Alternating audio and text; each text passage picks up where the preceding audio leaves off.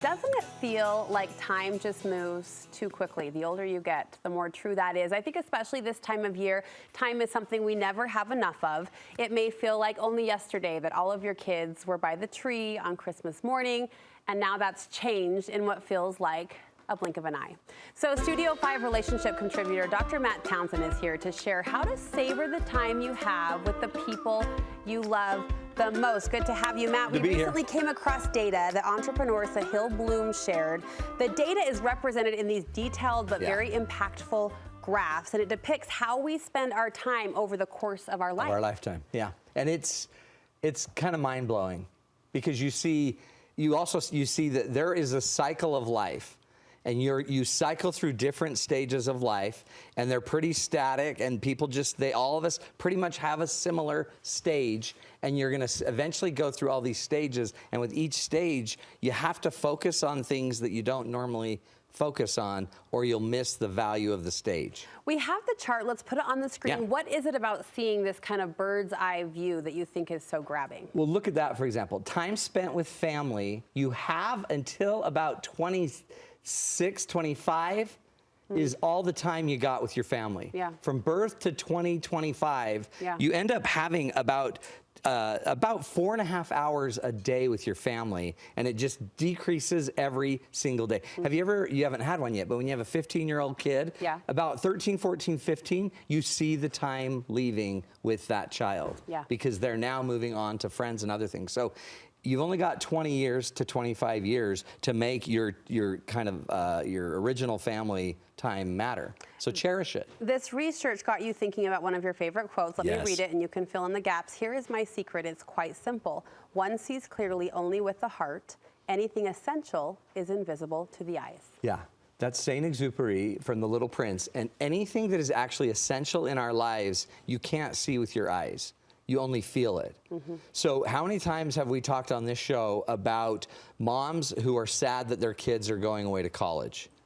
That is the thing that we don't necessarily see with our eyes, but we feel the sadness of them leaving. Right. So, but meanwhile, we have 4.5 hours a day with them.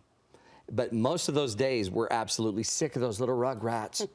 And so if we want to be able to actually see the things that are invisible, then start making those 4.5 hours somehow more special by focusing on the feeling, the loving, the caring, just being able to sit with them and have time with them. In line with that, you've extracted some really, I'll say the word again, grabbing life lessons that we can glean from this research. First, as you've described, family time is limited, so you like to focus on the word cherish. Cherish it. You've got 20 years. So maximize those 20 years the best you can with your original family. Think about it. Most of us are out of that time frame. Yeah. So now all we can do is kind of go back in retrospect, but you can go back and think of all of the good times you've had and cherish those. When the holiday's coming up, make sure at the holiday dinner that you're sitting around talking about those good old days, the good times we had with our siblings, the good times we had with our parents. You might even want to thank your parents for the things that they did give you in those 20 to 25 years. This collection of research also looked at friend time, and it wasn't insignificant. Right. And you say this pointed to the idea that we need to prioritize those people, those friends that we're collecting in our circle.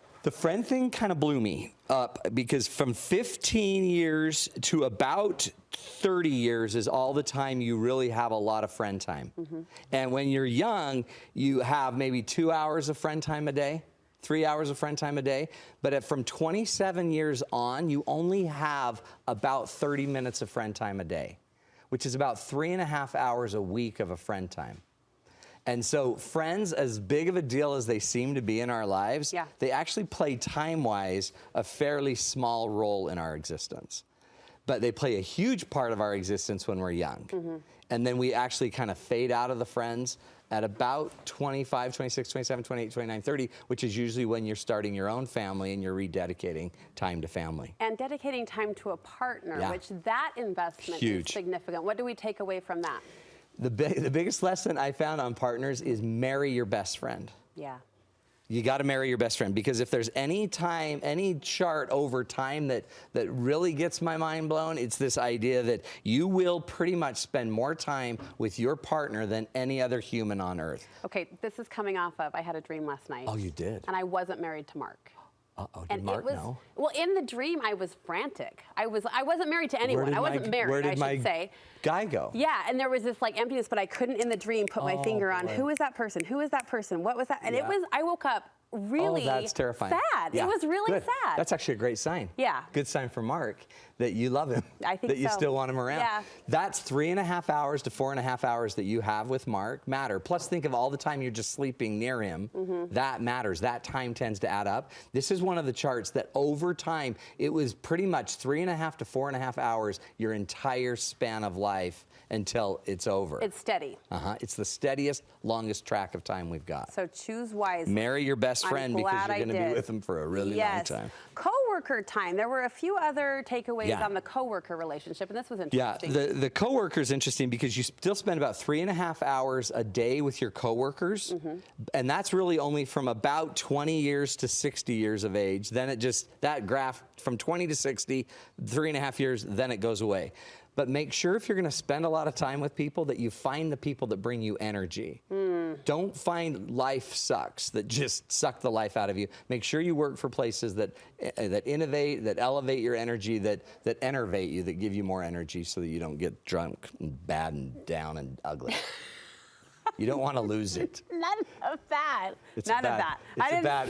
It's a bad day. I think that I just went through all my clients last week. I didn't see that coming. Is that so bad? Write it in It's because bad. children time. Children time is precious. Children time is precious, and the big key to that, be present. Yeah. You've only got so much time with your kids. In fact, 4 hours a day is about what you'll have with your kids. Again, you'll only have them up to about the age of 40. Then it gets down to by the time you're 60 years of old age, you'll have maybe 1 hour with your kids a day. So 7 hours a week with your children. And then quickly, alone time. I didn't see this one coming. Is breathtaking. Alone time, you will spend 7 hours from the age of 60 on. You'll have 7 hours a day with yourself alone. This is why we might have epidemics about loneliness. Yeah. And so we've got to learn to like ourselves. And we've got to learn to actually, I always kind of say, from 60 on, we need to really be looking in and looking up and finding more purpose and deeper purpose in our lives and showing the rest of our family and our kids how being alone a little bit, the solitude, not the loneliness, but the solitude can actually bring some sacredness to our lives and can bring some richness and some deepness to our lives. You're going to have, by the way, I didn't even know this, but we spend about 3 hours a day alone anyway. So it's not like you're just going to double the amount of time you spend alone. Yeah. And which for me as an introvert is really kind of nice. That feels nice. You know, as you were describing, though, what that seasoned stage of life can bring, the sacredness and the depth, immediately faces were coming to my mind of women in my life who are leaning into this time and modeling Isn't that. that beautiful? It's inspiring. And you need role models like that. And somebody needs to go be those role models. Yeah. So as we're aging up, let's age up into that stage and just start leading the way. This was a really lovely kind of introspective conversation. Yeah. Thank you, Life Matt. is Thank good. you so much. You bet. All right, you have some upcoming couples retreats Yes. we want to announce because they're going to go fast and you're going to wish you were in on them. You're going to some really fun places. We go to Zion's. Zion's is way awesome. This is going to be February 29th through March 3rd. Okay. And we always e-bike up into the canyon. Fun. It's beautiful. It's so much fun. That and Fun for Less is we're going on a cruise with them to where? Do you know? To Cozumel? Cozumel. Costa Maya? Honduras, Roatan, Costa Maya. We're going to go hang out. That's a cruise. That's way fun. Classes in the morning just for a bit, and then you go party. You go put into practice everything you've learned. It's tons of fun. Go to matttownsend.com, and you can just look for our retreats. Yeah, rave reviews about these experiences with Matt, so be sure to check those out on his website. Thank you, friend. Thank you, Brooke.